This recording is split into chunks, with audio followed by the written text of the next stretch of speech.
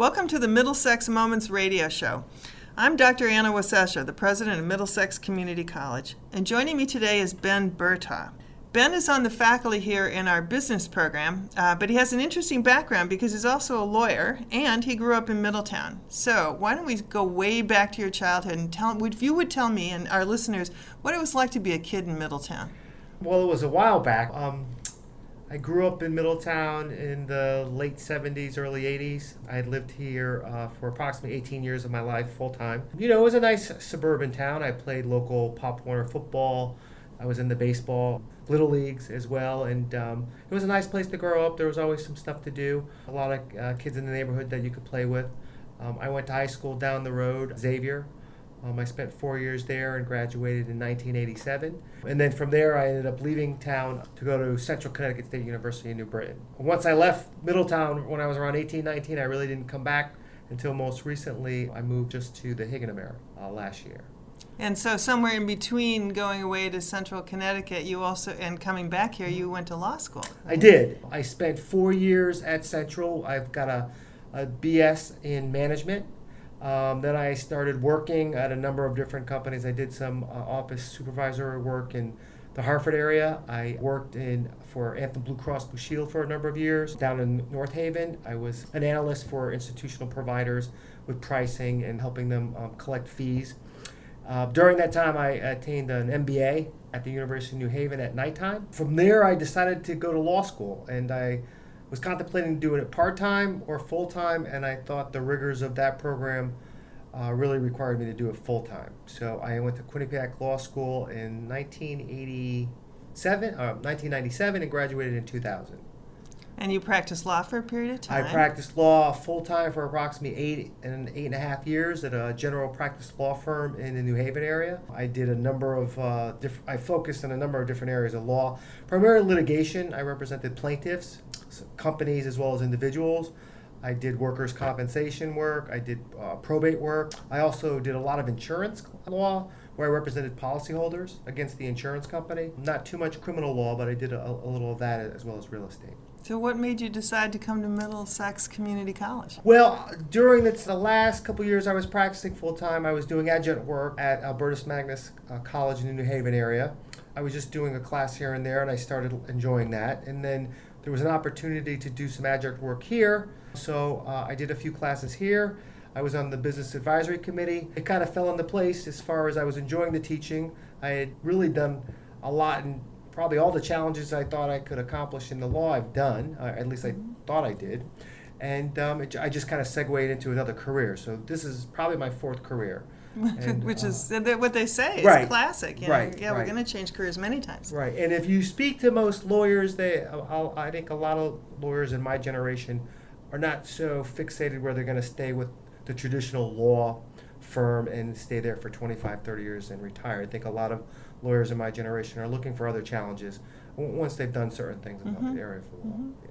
Wonderful. So now our students get the benefit of somebody who has an MBA in their background, has worked in business, and has also gone to law school and practiced law. Yeah, I hope that helps as far as what I can bring to the classroom. And, most of the feedback I've gotten, it's been good. I do think I have that added advantage. That's wonderful. So we're going to take a break right now. When we come back, we're going to talk a little bit about what William Shakespeare had to say about lawyers and ask Ben what he thinks about lawyers that he might admire and why he might have chosen law as a profession. Welcome back to Middlesex Moments radio show. I'm Dr. Anna Wasesha, the new president at Middlesex Community College, and today I'm talking with Ben Boutaugh, who's a faculty member in our business administration program. Ben's also a lawyer, as we've been saying, and people who know me know that Shakespeare is very important to me, so I just could not resist the impulse of saying to him that, in Henry VI, Shakespeare had one of his characters say that the first thing we do is kill all the lawyers. Now, everybody laughs at that and says, of course, that would solve all of our problems if we killed all the lawyers. Of course, that's what this character would say. But in fact, the character was saying that for a tyrant to be able to run things, to get control of things, then you would need to kill all the lawyers. Otherwise, the tyrant wouldn't be able to be free to control everyone. The lawyers actually are heroes, that they protect individual rights and they do everything to keep things as fair and just as possible. Coming from Minnesota, which is where I've lived most of my life, there are a couple of lawyers who I think of as real heroes. There's Harry Blackmun, who was on the Supreme Court, and he wrote the Roe v. Wade decision in 1973, and Warren Burger, of course, who was a Chief Justice, and of course Walter Mondale, who was Hubert Humphrey's Vice President. Now, so help me kind of move into Connecticut by telling me about lawyers that you might regard as a hero or heroes. I don't know if they're heroes per se, just more I would admire them for their skill and how they present themselves in court. Unfortunately, the person I would think, someone I would admire and aspire to be would be Willie Dow. He's an attorney in the New Haven area. He's probably the most famous criminal attorney in Connecticut, or at least one of the top two. Just my experience as a young lawyer to see his presence in court, how he handles himself. You know, you would want to aspire to be like him. You could tell he's very ethical. He works hard for his client, but at the same time, he's civil, treats his opponent, his adversary, kindly, but he also, is going to fight the best for his client. And sometimes that's a double-edged sword. You can go overboard. You're fighting for your client's rights, but then, some attorneys have a tendency to be uncivil to the point they can be rude and they can not respect their colleague, which is a brother or a sister attorney. As far as more famous attorneys, at the moment, that's kind of a tough question for me. I would like to bring up a subject. I know it's a bit touchy. It has to do with the Cheshire Murders. I don't know if you're aware. I don't know. Well, there's an ongoing trial in Haven right now, and it concerns some murders that happened approximately maybe 3 to 4 years ago. And it's controversial in the sense that attorneys have to defend the defendants. Sure. It's a very heinous crime. I don't think anybody would say that they're good people. But part of me admires what the defense attorneys are doing, because under our Constitution, we're all entitled to a defense until proven guilty. I think non-attorneys have a problem with that, because what they need to understand is the attorneys who are representing the defendants in this case are actually representing everybody's rights. Mm-hmm. They're doing what they have to do, and they would protect your rights just like they're protecting theirs. So it's kind of an odd way to look at it, but I admire them in that respect because they're doing their job regardless of the criticism they're receiving in the media. My understanding is there's been some death threats as well that they've received because of their representation. Sure, People. sure. Yeah. Do public defenders do the same kind of thing in the way that they defend people who have no means, right? Right. And in this sense, I believe one of the parties is a regular public defender, and they brought in a special public defender who's a private attorney just to work on this particular case. Mm-hmm. So it's just interesting that, while they're representing somebody who's done something horrible, they're theoretically representing everybody's rights to have counsel and have a defense. Well, and of course we're all human beings, so there's a frailty there. I mean, I think it was in Wisconsin that there were. You can correct me on this. Mm-hmm. There was called Project Justice. What was it called? And there were law school students, maybe even undergraduate students, who were researching the cases of people who were on death row. Okay. And I think that the Wisconsin, maybe it was Illinois governors decided to eliminate the death penalty because there. Because there were so many cases which, they were being overturned? With newer forensic tools, they were able to prove that these individuals had not committed the crimes. I'm not familiar with that project, but there's been a lot of new cases being opened based on new DNA. Right. So, DNA as an evidence tool has actually worked in the favor of some defendants. Unfortunately, some of these people have spent a fair amount of time in jail. Right. I don't know how you can ever compensate them for that time, but it's amazing how science is being used to undo some injustice. Yeah. I think actually we should be very grateful Right, about that. right, That's right. right. That's right. Well, I was going to ask you some questions about issues that are in the news today in terms of the political campaigns for presidency. And there are two of them that stand out in my mind. One is the whole idea of tort reform, and then the second one is tax law reform. Okay. I think what we'll do is we'll take a break now, and when we come back, I'm going to ask you to first talk about what is tort reform and why would that be the panacea that some people think it is, and then secondly, if you can help us at all understand a little bit about what the politicians and the candidates for president are talking about when they say if we could just reform the tax codes, we would solve all kinds of budgetary problems. Sure, I'll try my best. Wonderful. Welcome back to Middlesex Moments Radio Show. I'm Dr. Anna Wasesha, the new president at Middlesex Community College, and I've been discussing all kinds of really interesting ideas with Ben Boutaugh, who teaches business administration here at the college, and he's also a lawyer. Earlier we were talking about some people we might regard as heroes in the legal profession, because lawyers are actually doing a lot of very important work for our society, keeping the rights of individuals protected and making sure that we have, to the greatest degree possible, a sense of justice and fairness in our society. So I think Shakespeare's idea of killing all the lawyers is probably not a very good one unless you read the entire play and understand that he's actually an advocate for lawyers. So now we're going to turn to these two topics that I asked Ben to talk about with us today, and they are the ones that I hear about a lot when I listen to the candidates who are running for the Republican nomination for the presidency. And those two topics are tort reform and tax law. Okay, I think first of all, it would be really great if you would just tell us what torts are, and then talk about what you understand would be the benefit of reforming tort law. Okay. Well, tort, the word T-O-R-T is French for wrong. That's its definition. I know that. So it's a civil wrong. In the law, you have basically two broad categories of law. You have civil, which basically governs relationship between individuals. And then you have criminal law, which governs individuals' relationship to society. So when someone does something wrong in the criminal end, the state of Connecticut, the prosecutors, punishes them to protect society. On the civil end, you have a different venue to deal with issues where one party's harmed another party. So for instance, a classic example would be a car accident. Someone rear ends another car. The person who rear ends the car could be sued for money damages, as well as equitable relief, which is non-monetary relief. Now, specifically tort reform, my understanding, it's specifically states looking for ways to limit the awards that plaintiffs are parties bringing suits, lawsuits, against, for instance, doctors. And states are trying to limit these type of awards. Really, it has a lot to do with tying into the cost of health care.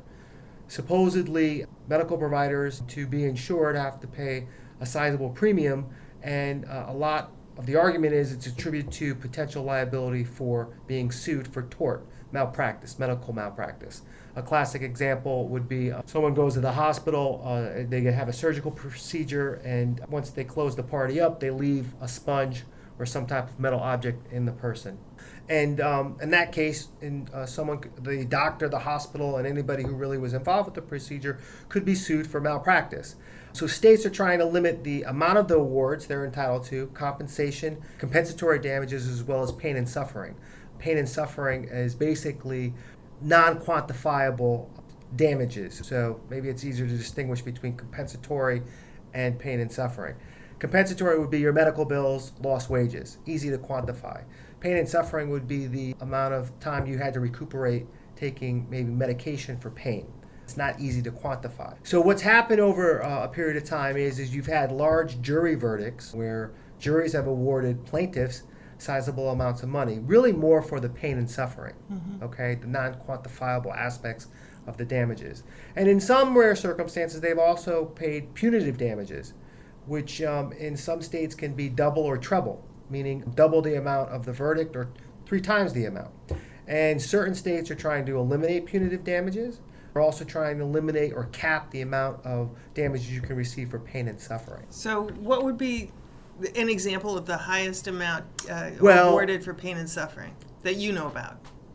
You know, the classic example is the McDonald's coffee cup spill. I think the person spilled coffee on themselves, and there was somewhere in excess of $1 million verdict for, a type of burn. That's the one that gets a lot of publicity. And what do you think they might, if they were going to set an arbitrary cap, might it be $1 million? I think it's kind of all different depending on where they are. I was actually the new textbook I'm using. Some states are looking to cap it at $250,000 above and beyond their compensatory damages. So they're really trying to limit the amount that the jury can award the victim or the plaintiff. So if you had to do a pro and con, so pro, why should we limit it, and con, why are limits a bad idea? Well, I think it's hard for me because I really typically represented the plaintiffs when I was practicing full time. I would represent the victim really against the party who harmed them, and ultimately there's an insurance company normally somewhere in the background. I have these 2 comments.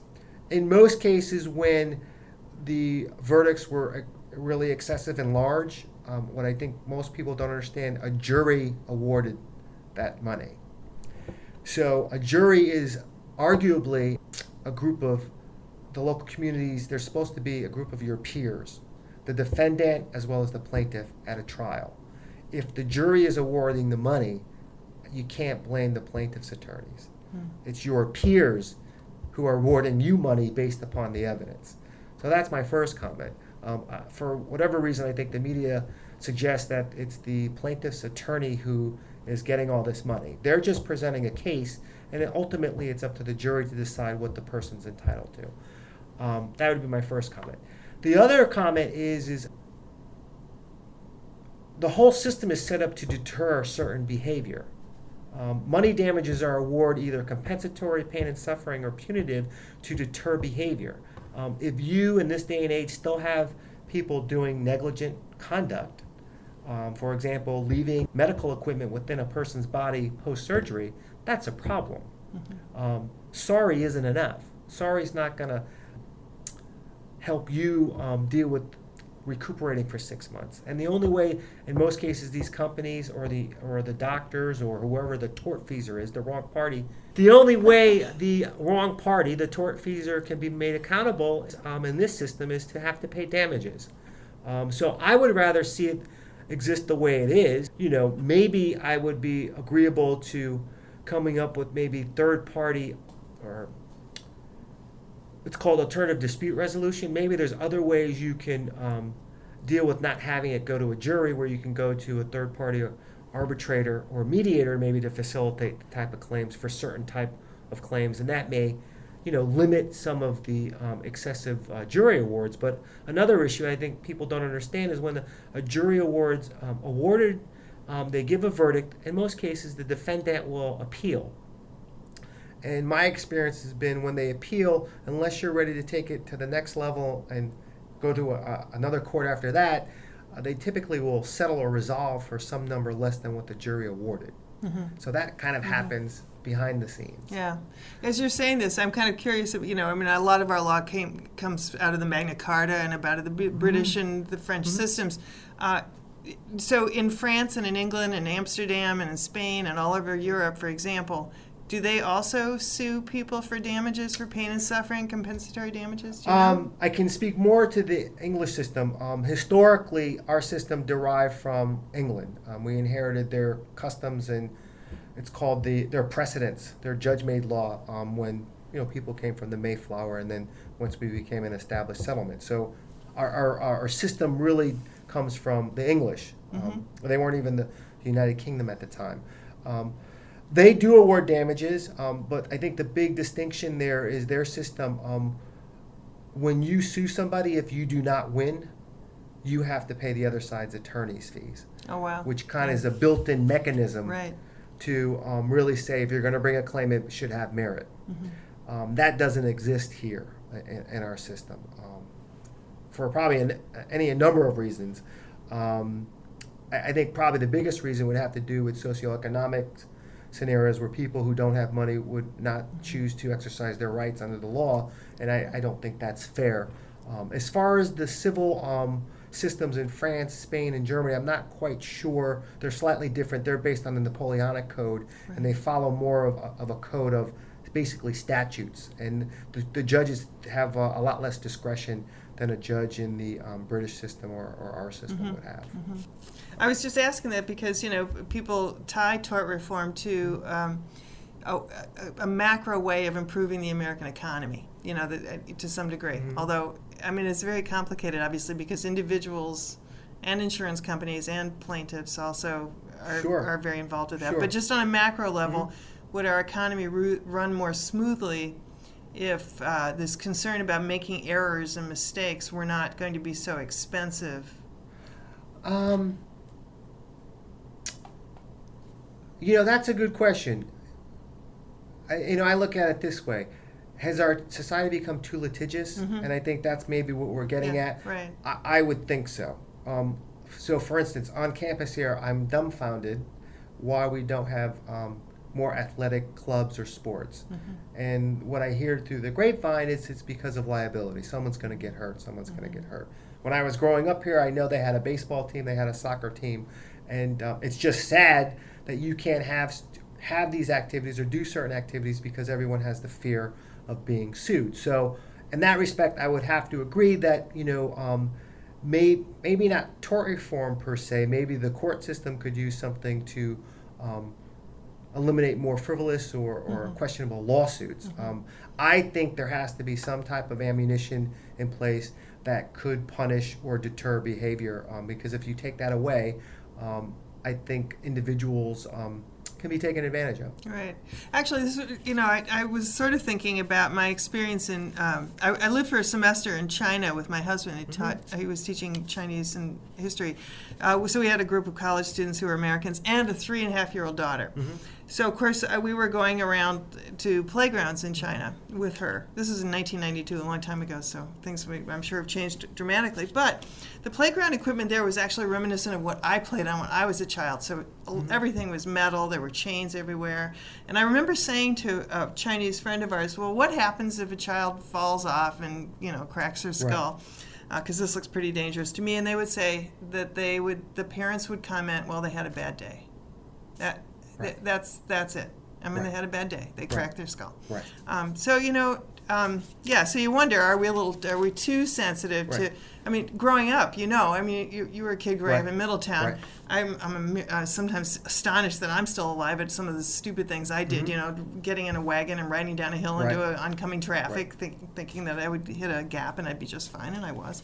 But that reminds me of another Connecticut lawyer, which is Ralph Nader. Okay. So that gets you into all the consumerism, and Sure. I think people vilify him, but I'm always happy to tell this story. He and his work with the Unsafe at Any Speed, the core barrel of that. He's one of the people who's responsible for the fact that all American cars now have park, reverse, drive, neutral, and low in the order that they're in, because they used to be whatever the car, whatever the car manufacturers wanted them to be in, and so you get into a Chrysler and you're used to reverse being the second one down, and then you go into a Ford and you put it there, and suddenly you've driven through your garage or run over a child or whatever, something heinous like that. So there are a lot of good things that come out of standing up and saying that consumers need to be protected, which is why play equipment is now much softer. Sure. And I think it's this constant tension, protecting individuals, but then not creating laws so draconian where businesses can't make enough money to survive. So I know we're going to move into some of these tax issues, but we can. I've been bringing up Sarbanes-Oxley a lot in class, and the disclosure requirements post Enron. And just as of over the weekend, the New York Times had an article on this, that the laws, those laws, as well as the Chris Dodd-Barney Frank legislation through the recent fallout, where corporations now have to do so much disclosure, it's created a cottage industry for attorneys as well as accountants. Right. And it's a balancing act. The laws are put in place to protect individuals, but a byproduct of that is they're creating these statutes and regulations which become so burdensome at times and become burdensome as far as expensive for companies to comply, where some companies, you're actually driving businesses out of business because they can't comply. It's not worth it. So that's a constant tension that happens with the law. But more specifically, I think we were going to get into issues of the tax law and how it affects the budget. And my understanding on this is we're obviously in a current economic crisis. There's issues of balancing the budget or trying to get us back on our feet with the deficit and coming up with really more revenues. We don't want to spend any more money, but you can either cut costs or you can increase the revenue stream. And I think what Obama's looking to do is to increase the revenue stream for the budget aspect and come up with ways to make corporations more accountable as far as their tax obligations.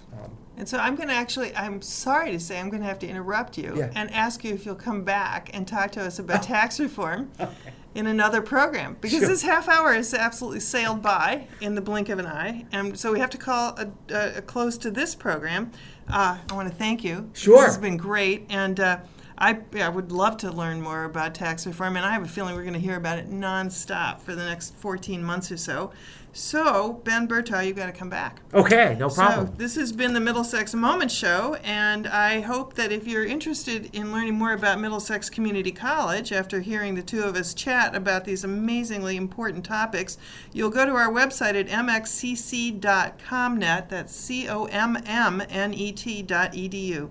I'm Anna Wasesha, President of Middlesex Community College, wishing you a good day.